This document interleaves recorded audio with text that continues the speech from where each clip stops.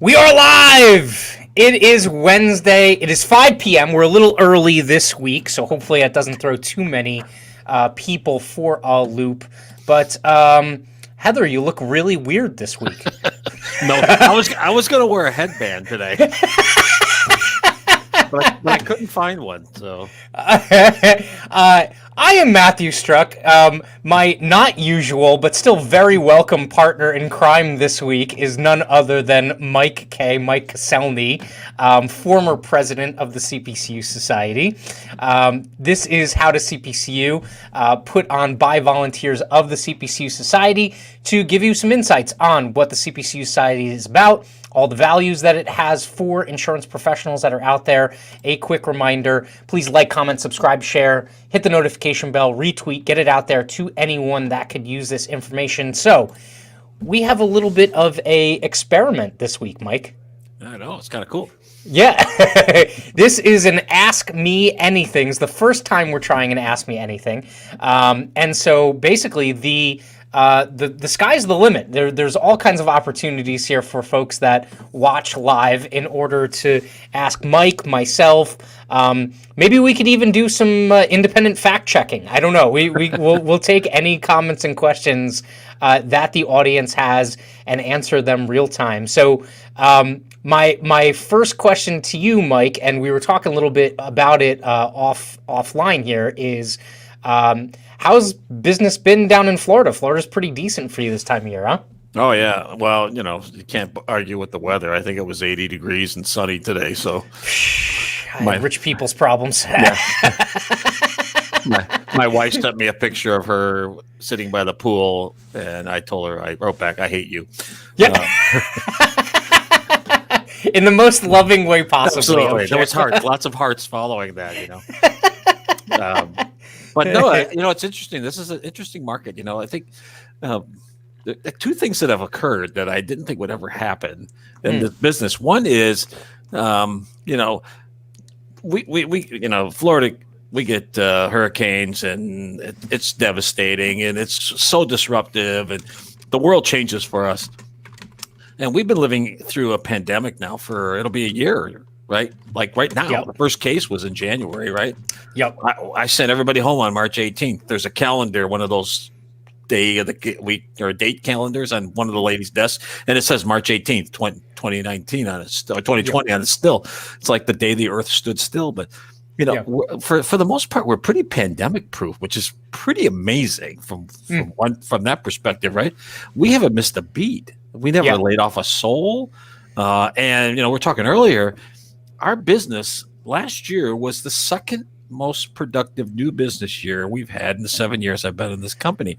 And in 2016, it was a record. We wrote more new business in 16 than the company had ever done in its 16 year of its existence. But last year was the second most.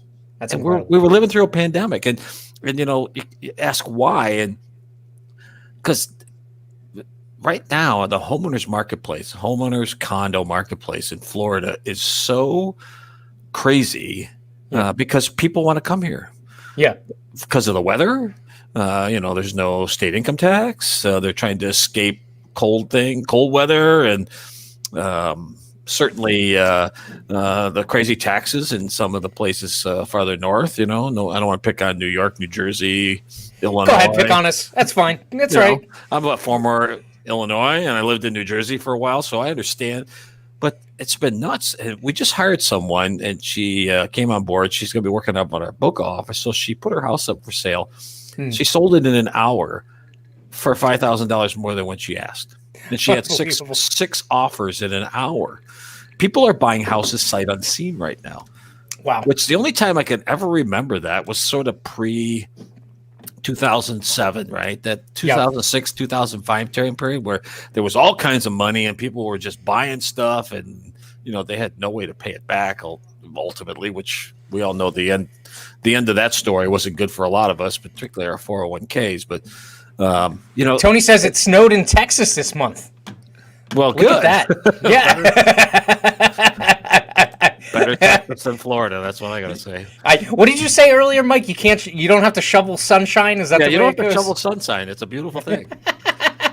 What's interesting about Florida, though, I've made this comment before, is that if you're on the coasts, if you're on the East Coast, you're from the East Coast of the country.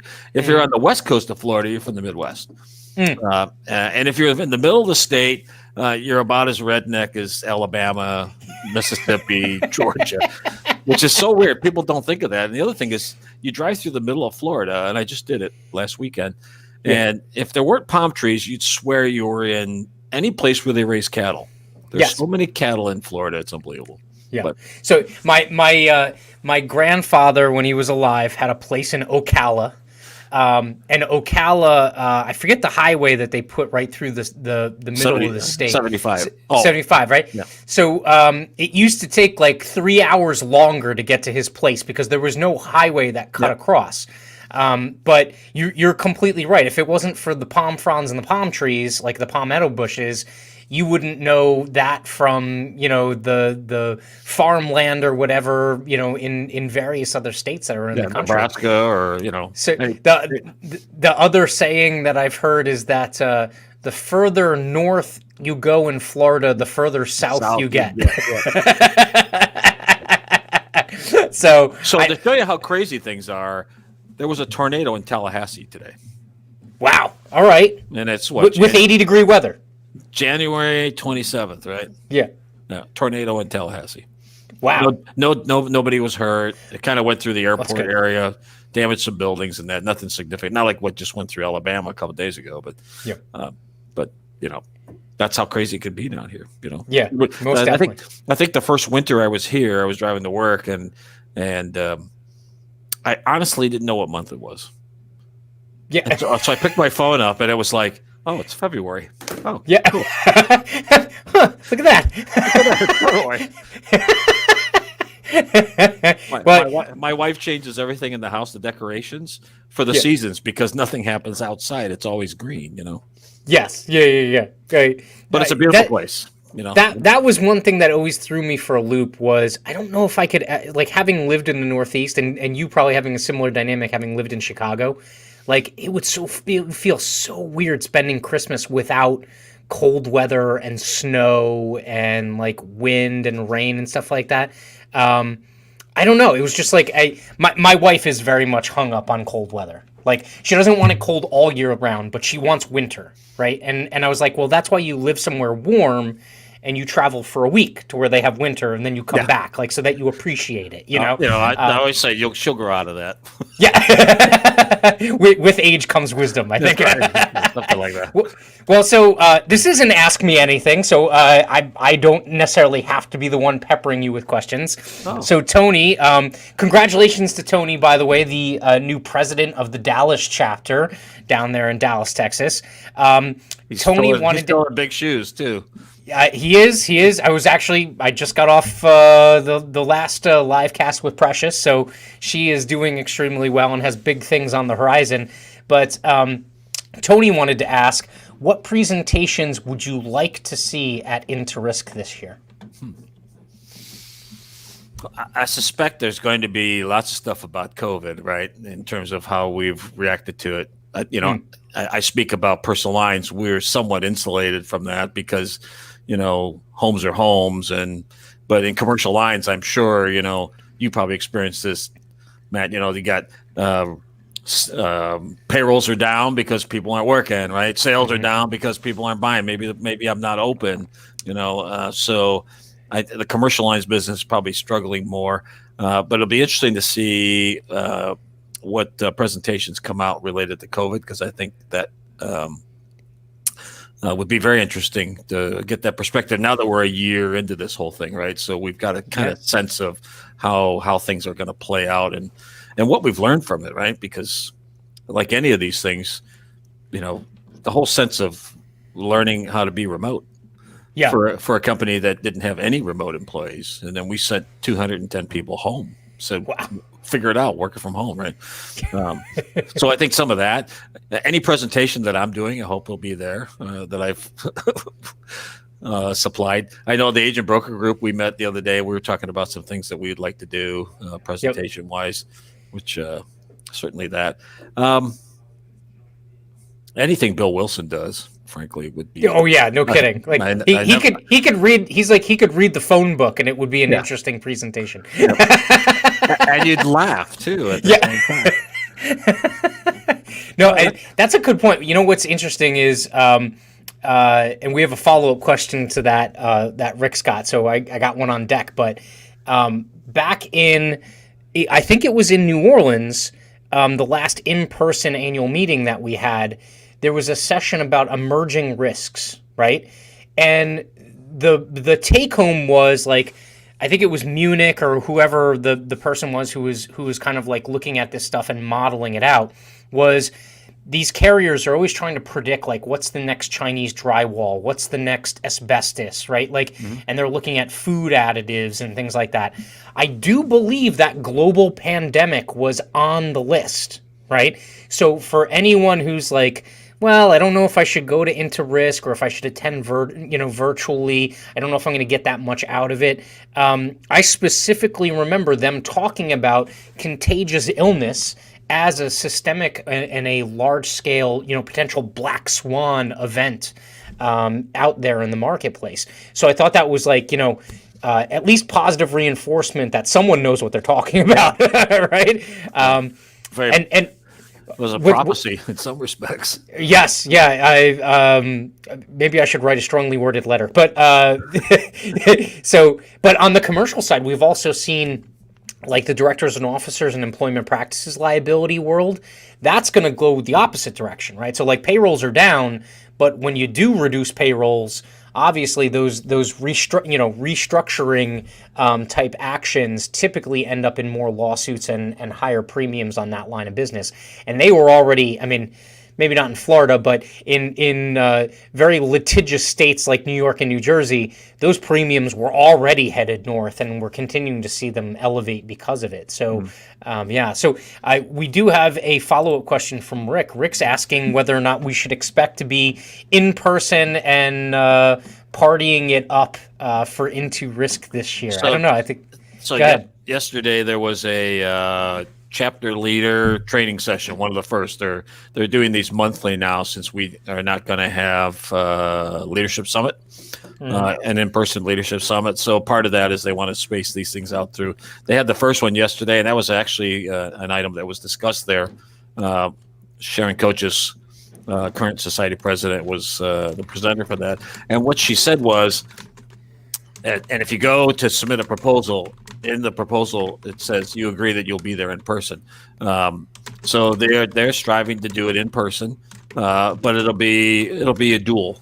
So the objective in this, I think, is to have it both in person and virtual.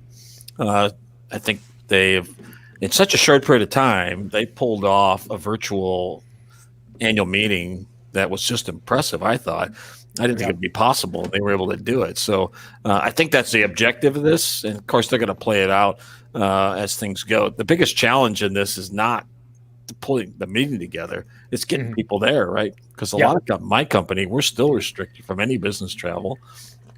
Even if we travel for personal reasons, we have to, if we're on an airplane, we have to report back and we have to quarantine when we come home. So I think that'll be the bigger challenge, but that's September and it's January 27th, right? So who knows, vaccines, a million people a day.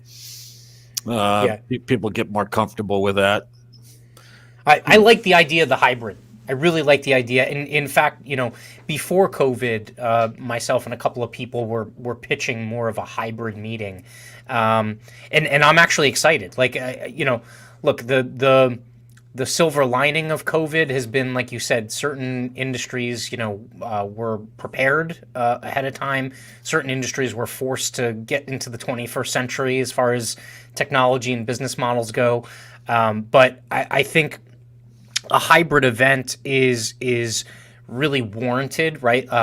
You're also going to find a lot of people that even if their company would pay, they might be reticent to show up, right? Mm-hmm. So, that kind of helps that crew out. And quite frankly, there's things that you can do virtually that you can't do in person, right? There are certain ways. I mean, you can literally house tens of thousands of people virtually, bandwidth considerations included, but you can house tens of thousands of people in an event virtually. So should be pretty interesting to see how this plays out. I know that in New Jersey, the public sector clients that I have, a lot of them are in joint insurance funds, and one of the draw of being in a joint insurance fund is they have a monthly meeting.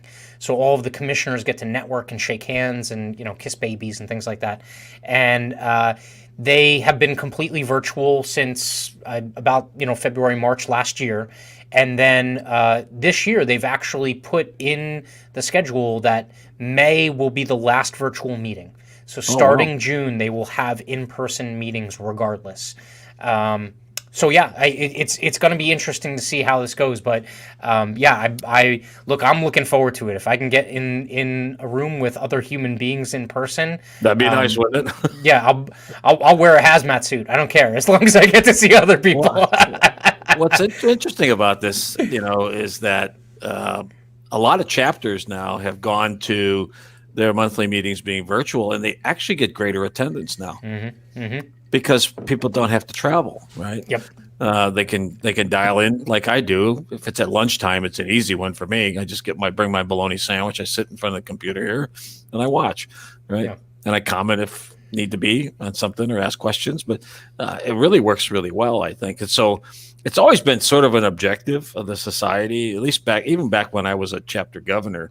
How do we engage people virtually as well as in person? And always the challenge was, how do you do that in a banquet room of a hotel, right? With no Wi-Fi, and it's a disaster, right? It's a disaster waiting to happen. But with technologies that are available today, like Zoom and GoToMeeting and Teams and all that stuff, it's much more viable. So, I think that bodes well for us as a society, and I think it'll help engagement. The fact that you can be there physically if you want and enjoy Disney World, and if you're not fearful of the challenges that go along with that, but at the same time you can participate and still be in the safety of your office or your home or your basement, wherever you conduct your work, right? Yeah. Well, I can say with my kids the age that they are, if the annual meeting's in Orlando and I go to Disney World without them, I won't be able to get back in the house when I get back to New Jersey. Don't come home, man. You're dead to me. I hear you. Well, so we have a non-CPCU question, the first non-insurance or CPCU question. It comes from Matthew Maxwell, and he wanted to ask, who was the player the Cubs stole from the Royals for the 2016 season? Let's see. I got to remember. Who did they take? This I'm thinking it's a reliever, right? Right now, I'm running to Google. Hold on. It's not a position player. I don't think it was a position player. I think it was a pitcher. Most of those guys on 16 came up through the system. Yeah. Well, Dexter Fowler didn't, but he wasn't a Royal, I don't think. Let's see. Thank God for Google, right? Yeah, I know. Well, I don't even know if I know what to put in. One of the top. Hey, you're not gonna like this one. One of the top results is: did the Cubs cheat in 2016? Hey. What? Because it rained? Yeah. Ernie Banks dropped a rainstorm on Wrigley Field right at the right moment. And they came back and won it all. Matthew Maxwell's. Must be an Indians fan. That's all I can say. Matt is disappointed in our lack of knowledge of free agency from 2016. Hold on. Matthew, I can't remember yesterday. Hold on. I got minor leaguer. Let's see. November, Texas Rangers. Who did they sign in free agency? The Royals. Anduri Acevedo, free agent right-hand pitcher. Ryan Cook from the Boston Red Sox. They got another pitcher from the Mets. Let's see. Oh, Zobrist? No. Did Zobrist come from? Yeah. No. He was on the. Oh, that's right. He was on. No. Yeah, he was on because he won the MVP for the Royals, and then he was the MVP for the Cubs. Yes. Great job, man. Great job, man. No, that was interesting because Zobrist wasn't. He wasn't originally. Was he originally drafted by the Royals? I don't think he was. Was he? He was a Ray. He played for Tampa. Yeah. Because Madden coached him in Tampa, and when Madden got to Chicago, he brought Zobrist over from. Yes, yeah, and so much so that his baseball reference picture actually has him with his Tampa Bay Rays hat on. So yeah, he played a lot of years for Tampa. Yeah. Oh, actually, here's what's super interesting. No, it actually says he was drafted by the Houston Astros in the 6th round.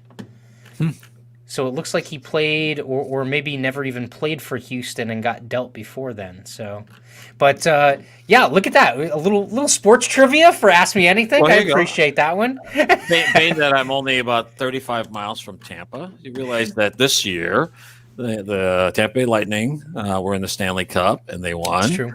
The Tampa Rays were in the World Series. They lost, but they won the American League pennant, and now the Buccaneers are in the Super Bowl, the first time that the home team is playing in their home stadium.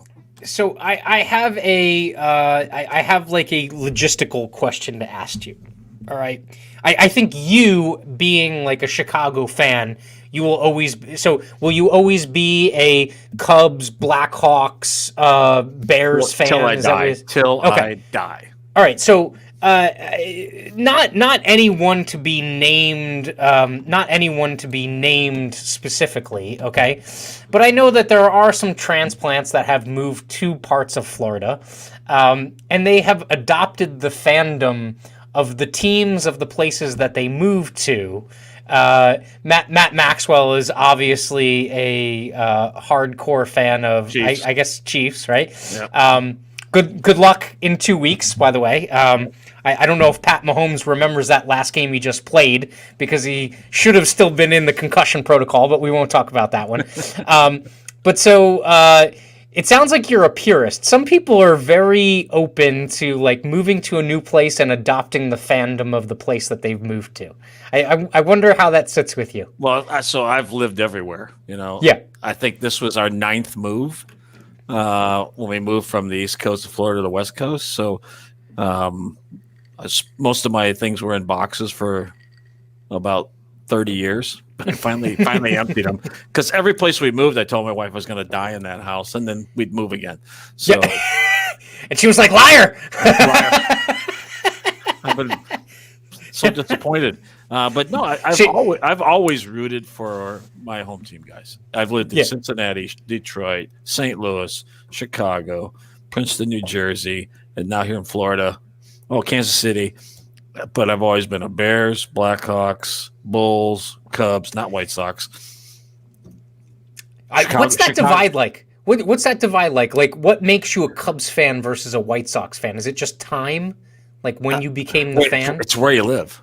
Okay. So if you live south of the Eisenhower Expressway, which kind of cuts Chicago in half, sort of east to west, if you live south of there, you're a White Sox fan. If you live north of there, you're a Cubs fan. Yeah. So for me, my dad was a White Sox fan, He lived south of the expressway, so he was a Sox fan. My grandfather was a Cubs fan. Yeah.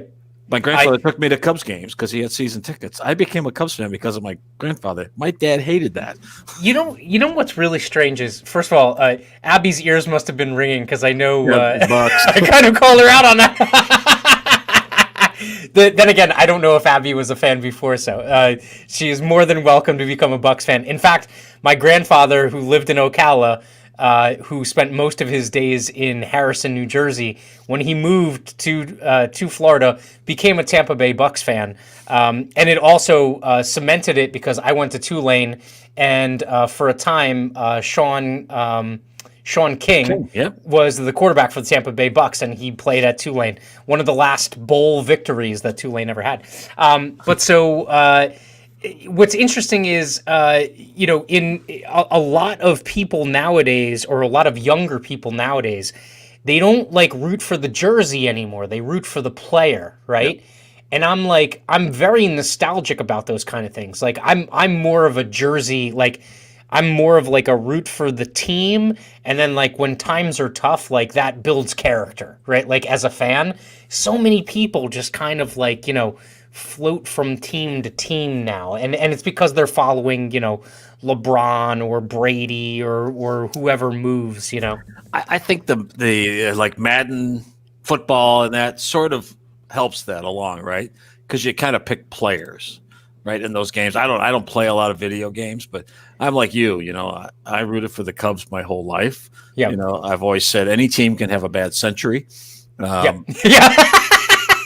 It's entirely possible. Right. They broke my heart many times. In 1969, the Mets eliminated them. In 1984, the Padres. I mean, I can go on if you'd like. The Marlins twice, right? So Oof, the that's Marlins, brutal. The Miami expansion Marlins, team. Think about it. Yeah, really. But I was thinking about the other day. The Bears. The last time the Bears were in the Super Bowl was Super Bowl 20. Yeah, we're on 55 right now. That's 35 years ago. Yes. The last time the Bulls won a championship was 96. Yeah. Now, Which, what? They've had a few, but that put it in perspective because of the 30 for 30 series that came out on Jordan, right? Yeah. And just what's crazy is just how quickly time goes, right? Because I was young when Jordan was going through his second three-peat, not to mention his first three-peat. So that kind of like brings you back to that era, and you're like, wow, like that's so long ago. And just to think, like, my buddy's a Jets fan, right? He has not had he had a couple of moments where there were like some almosts, but then it's just been 51 years of misery, basically, of never winning. I remember when Joe Namath played in that game against Baltimore. Yeah. Which, by the way, that was Johnny U was he injured and came in the end of that game? That was the only reason why they kind of won. I think there's an asterisk that no one mentions in that whole equation, and it was like Johnny Unitas was not 100%. I don't think he played the full game. So it's interesting, but you talk about jerseys, right? So there are guys that I rooted for that played for the Cubs, and when they left the Cubs, they still to me they were a Cub, right? They went to other teams, and I still rooted for them. Particularly guys that. One guy that I grew up with in the 60s, Ron Sano, he's a third baseman. He finally made it to the Hall of Fame. Incredible player. Played his entire Excuse you. Played his entire season or his whole career. He's a diabetic.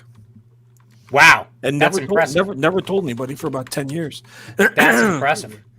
That's like that is really impressive because that's that kind of illness can completely sap all of your energy. Yeah. That when that stuff comes out, that is amazing when someone says that they had a heart condition or a kidney condition or diabetes or something, and they never let anyone know. And you're like, holy cow, they were the best in the world at something, and they had like a physical ailment. Like that floors me whenever I hear stories like that. So he told a story. My kids, when I turned 50, my kids sent me to baseball fantasy camp, Cubs, and it was filled with former players. They didn't play, but they were there.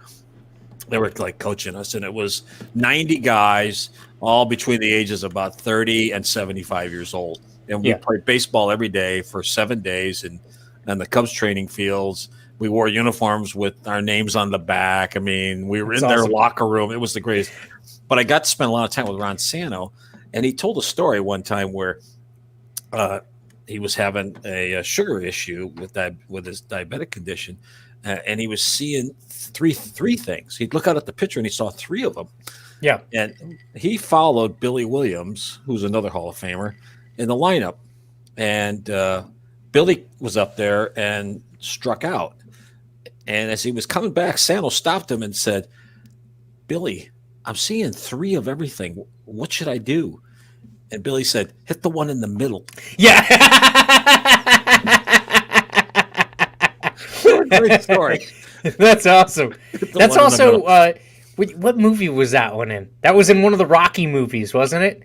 Where Rocky's like, "I see 3 of them," and he's like, "Hit the one in the middle." which obviously the Rocky movies do not predate that story. No, that was 1968 or something like that at the time. So we have a new, let's see, we have a longtime PNC underwriter, Rob Clark, or Bob Clark. I don't know what Robert prefers to be called, but for an MGA in the hospitality industry, that's got to be a rough place to be right now. Hopefully things are all right. But just joined the NJ CPCU Society while in pursuit of designation. Great. Welcome to the New Jersey chapter. Awesome. Right. Thank you, Robert. And what's the best way to get more involved in my local chapter as a new designee? Besides emailing me, obviously. But I'll let you discuss that one, Mike. Well, I don't know. I might recruit him to come down and join the Florida Suncoast chapter. But don't listen to him, Robert. It's a lot nicer down here. Yeah. Let me go first, then you can follow. No, I think I used to be a member of the Central Jersey chapter when I lived in Princeton, so my heart's in New Jersey too. No, I think what I would do is get engaged, find out. I mean, Matt's a governor, so he works with a number of chapters, and I think the New Jersey chapters are yours as well. So he can steer you to the right people, but certainly reach out. By that, they'll reach out to you. We love candidate members. It's an opportunity for you to kind of get a sense of what we're all about. The chapters are really there's two organizations within the society for members. There's the chapters and there's interest groups. And it really depends on sort of how engaged you want to be. You can be in both. You can be a chapter member and you can join any interest group. In fact, you can join multiple interest groups. Just depends on what part of the business you're in and what interest you have, either what you're currently doing or what you're thinking about doing. Yep. But with the chapter, then once you get engaged, they'll take it from there. So they'll make sure that you get information about upcoming meetings. Someone will try and strong arm you into volunteering for something, which that's part of the deal. But the greatest value of these things is the chapters are amazing because and interest groups do. They put out relevant webinars, knowledge-based things that help you in your job. They are certainly an opportunity to network. So I don't know how large the New Jersey chapter is. But it's one of the larger ones, if I remember right. Probably 500. We're about 235 total membership. So there's 235 people of like mind that you are, and that just opens the door to the 17,000 or 18,000 of us across the country. But the way in is either through that chapter to get that networking going, or through an interest group. If you go to the society page. You can find out what interest groups are available. We have everything from underwriting, very technical ones, to leadership ones, to there's one on agent and broker if you're in that world. Look at Abby recruiting 3IG 24/7. That's right. We have the 3IG is the international interest group. So Abby is it is a cool one. It used to be one I was part of, and I never did international insurance. But they have the best parties. They most certainly do. but But that's the reality of it, and the chapter is really the best way in, and particularly as a candidate, so someone who's working through the program, you have all these resources to help you. You know, Mhm. you're not alone in this whole process. I'm sure you have support at home or at work from spouse, significant other, mom, dad, kids, colleagues at work that kind of keep you motivated.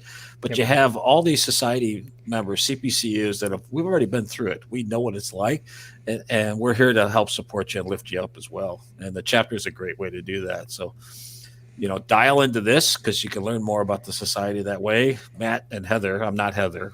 She's a lot better looking than I am. But they put this on every week usually at 5:30, and they share a lot of great information about how you can get engaged in the society and the value of doing that. So welcome. Yeah. Yep. We're glad you're on the call. This is great.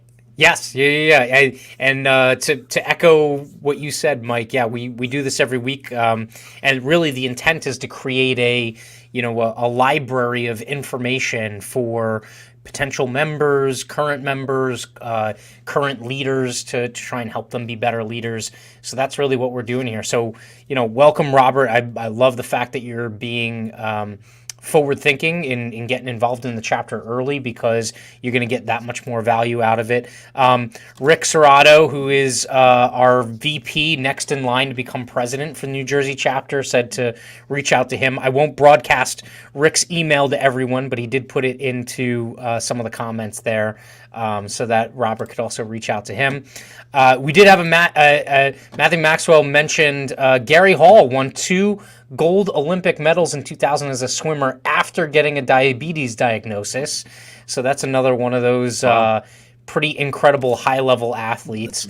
And then Matt also wanted to know what Mike's favorite insurance claim story is from his career in insurance. Oh my gosh, I'm not sure I could tell this one. Yeah. Do we have to change names to protect the innocent? No. So, I've been doing this, 42 years now, I guess. And I've seen a lot of claims, and I actually have 2.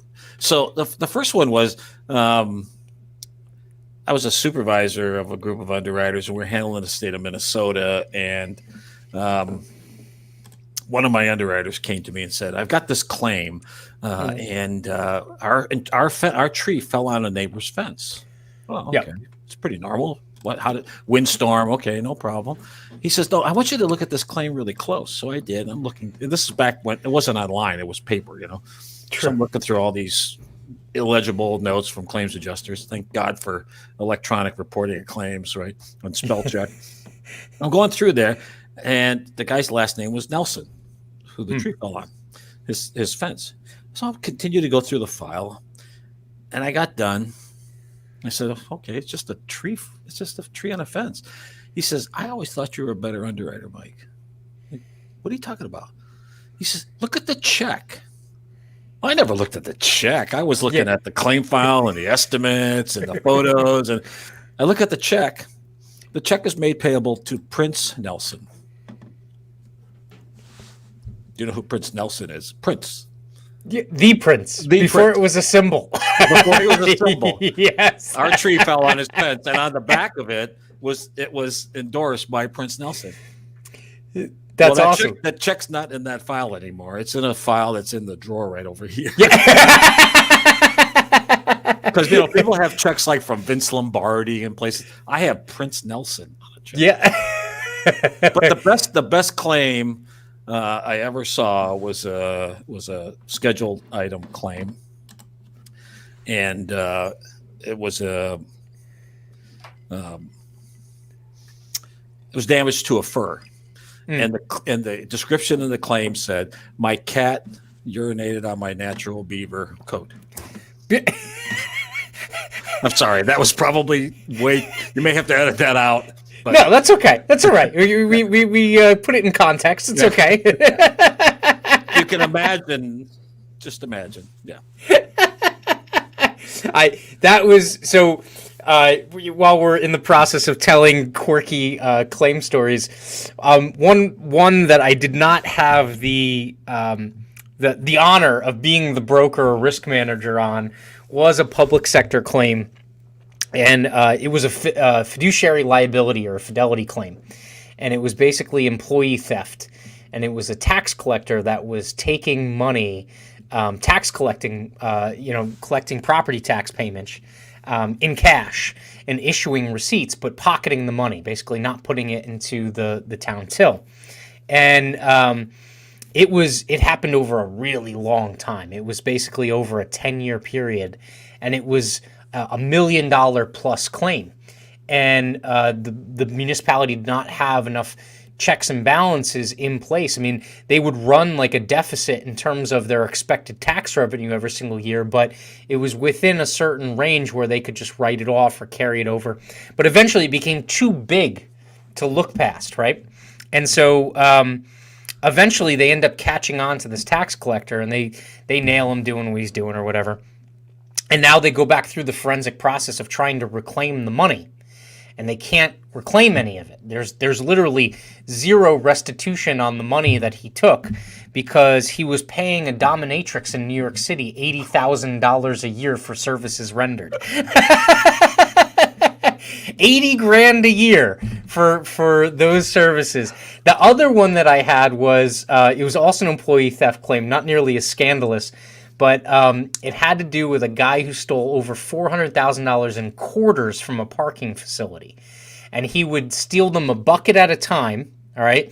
And it took him maybe 2-3 years. The only thing they could get him on was the $400,000. It was probably more like, 8 or probably, just add a multiple to it because you can't track quarters. And he was going to one of these banks that had like the kiddie arcade to put the quarters in order to redeem them, right? So there's literally no paper trail. And banks only keep their security camera footage for like 30 days. Right? So they could only get them for 30 days and then kind of like estimate out. And they also had huge deficits in the budget at the parking authority for, years, right? But so the running gag was we were surprised that we didn't get any workers' comp claims for shoulder injury from him carrying all those quarters. It was the only thing you didn't put in for. So I worked with a guy in claims years ago that used to say, "There's a little bit of larceny in everybody." Yeah, yes, just a smidge, just a little bit. Yes, yeah. $400,000 worth. Yeah, that's impressive. I mean, that's dedication. That's like I wonder what $400,000 worth of quarter weighs. It's got to be tons, and like it was like basically a bucket a week or whatever, right? So I mean, like think of the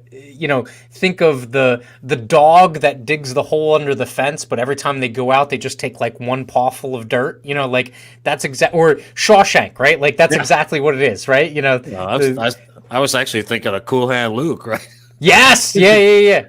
Taking the heads off the meters, right? Yes, yeah. Hey, I'm shaking it, boss. Still shaking it. Shaking the bush. That's actually came out on Netflix. So if you have Netflix, one of the best films you ever watch for me, great, like people say, what's best film of all time? Cool Hand Luke. You got destroying public property. You got a car chase. You got some adult entertainment that's involved in there. A prison break, multiple prison breaks. Right. It's fantastic. It's one of the best movies. And a guy who eats way too many eggs. Yeah, I can eat 50 eggs exactly. Yes, yeah. One of the best movies. And a great actor, George Kennedy. Yes, Paul Newman, George Kennedy. Yeah, and George Kennedy was in the original.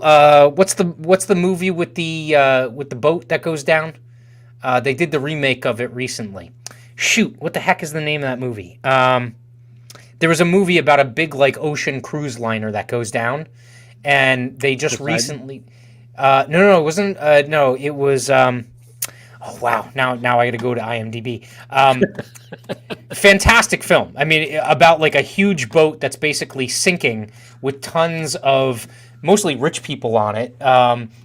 and just the mayhem that ensues of trying to get out of the boat. The guy who plays the warden, though, of the prison Yeah. is the absolute best part of that movie, because his famous line is, "What we have here is a failure to communicate." Yes.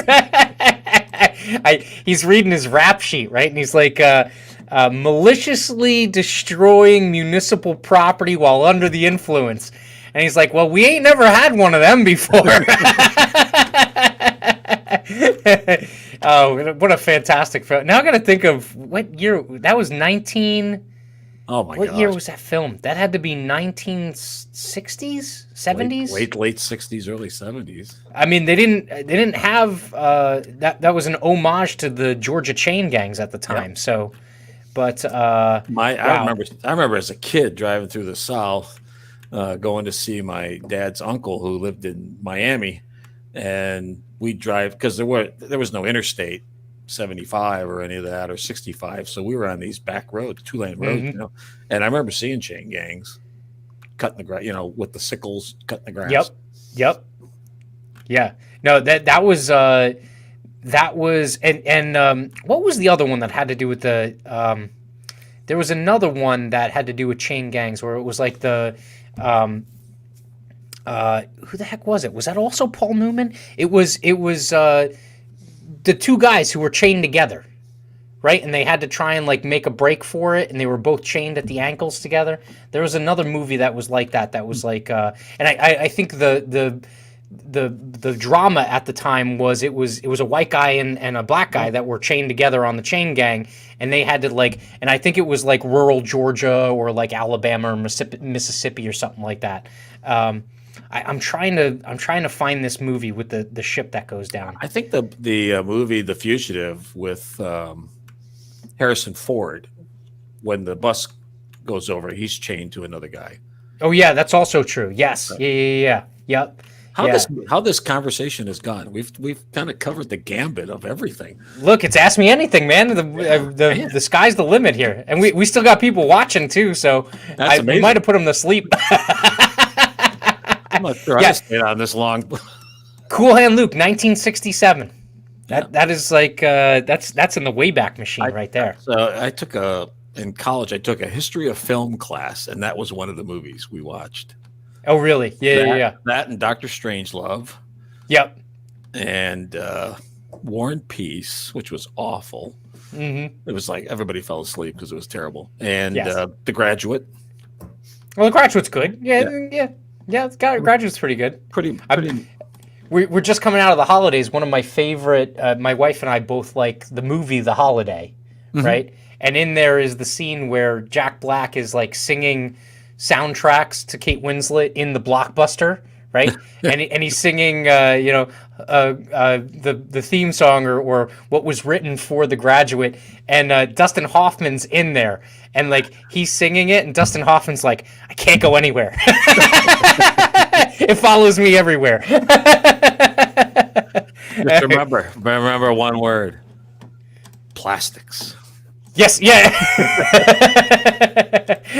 We got Tony checking in. Tony made it. Made it before it ended. Yeah, you got Tony. We got a couple minutes left. It's Ask Mike anything. Literally anything. Please try and make it at least PG-13. The meaning of life. I answer 42. Yeah. That's what the meaning of life is. 42. Look it up. You got to explain that to me. Oh, you young people. Yeah. Is this a movie reference or what? Hitchhiker's Guide to the Universe. Okay. All right. My wife would have known that reference. Yeah. Yes. Yeah. Meaning of Life 42. There it is. 42. It's like a top search. Yeah. Now I have some research to do at the end of this. This is good. I got a T-shirt that has the meaning of Life 42. Yeah. So let me ask you this: in terms of you've been a part of the society to see different phases that the society has gone through. Where do you think we're headed? I mean, do you think it's that we're on a good course? What are you kind of anticipating that's on the horizon that's coming down the pike, or just you see kind of like evolving in front of you? Well, first, I can't believe you'd ask me a question like that because that suggests I've been around for way too long, maybe. Yeah, no, I've tried to be very delicate about the way I worded it. No, no, it's interesting because I've seen it evolve. And I think we're heading in a really great direction right now. I really do. I think, I think we've purposely went through our interest groups and kind of came up with a better sort of combination of that really fits the needs of the industry. They've just released now the member survey information. Yep. As a leader, chapter leader in that, you got a little preview of that we did about a week ago. I was impressed. They had like over 7,000 people respond. 7,000 people responded, yeah. Which, when you consider it's like 17, almost 18,000 people, that's a really great response rate. I think there's certainly interest in engaging people earlier, and even before they get engaged in CPCU. So to sort of attract people into the society and rather than, for the longest time, the society was the result of, right? When I started, there was no candidate membership. You got 10 done, then you got in. You could attend a meeting as a guest, but you weren't a member. Then we said, well, you had that 4 parts now, and then it was 2 parts done. Now I think it's 1, and we let GIS students in, which some of them haven't because it's part of the curriculum. But we're expanding the base, right? But more importantly, I think the value of the fact that we're thinking about this is we're trying to get people more involved earlier in their careers, right? People that are just starting in the business that maybe haven't even figured out that they want to take a CPCU class yet, and starting to get them engaged now and sort of light the fire, if you will, right? So that you end up like, some of the people like has got like 85 designations after her name. We actually talked about that in the session before this. She ran out of characters on LinkedIn. She's maxed the characters on her name in LinkedIn. I think that's a fantastic story. My goal was to always have more letters after my name than in my name. Yes. And she has a hyphenated name, so she's got... I've given up. But I think that directionally, I think that's a good thing for the society. How we do that, and there's one group they want to really engage, and that's the RMI professors. Yeah, they can't be involved because most of them aren't CPCUs, right? And they've never taken a class. What a better proponent of the society than to have someone who's teaching risk management to these young people to talk about what the society has to offer and be a member and taking in the values and the benefits. And the society is still, in my opinion, 3 pillars, right? It's the pillar of knowledge, it's the pillar of networking, and it's the pillar of opportunity to do some things that you wouldn't necessarily get if at your employer, right? You can be in a leadership role in the society and we never fire you for it. You don't get a performance review and you don't get a salary raise or not because you did a crappy job. And the best part is that everybody's there to help you. So you can, even if you fail, you don't, because people to help you be better at what you do. What a great opportunity to be involved in. That's what kept me coming back for 20. I've been a member for 25 years now. I don't know how that happened because it seemed like I just joined yesterday. But I think that's a good thing for us. We're embracing technology better today, the virtual aspect of what we do.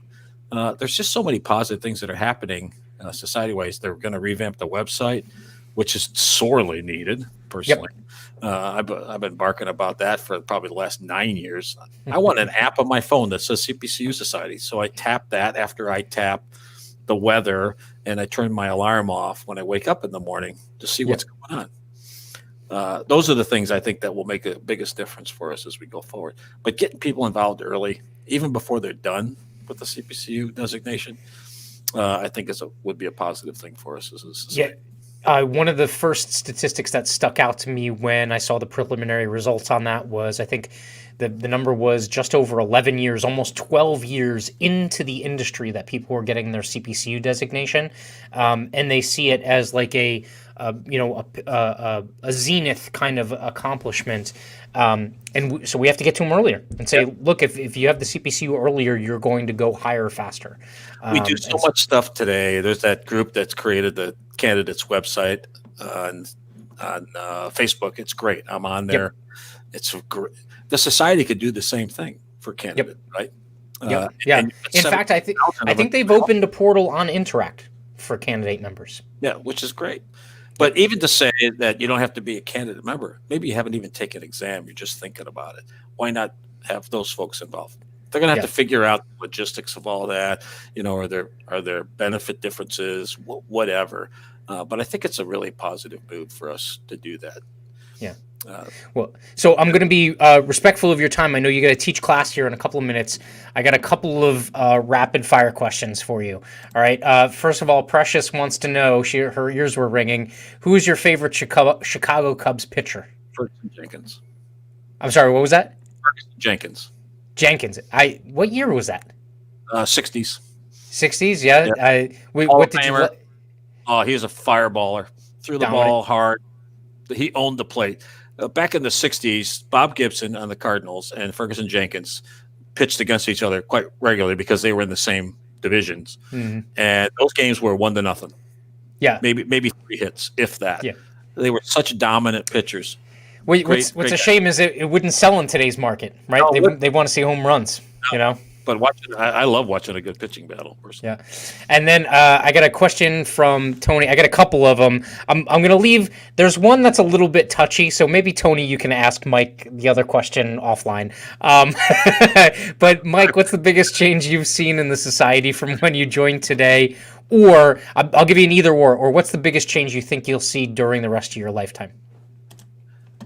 Well, I hope I live a long time so I can see a lot of changes. But flying car insurance. From the society perspective, I think just what we've seen in the last year has been amazing. The fact that we've been able to sort of become remote, become virtual at a time I'm so excited that we did that because I think it opens the door for the future. In terms of where we're going, geez, I don't know. I think it.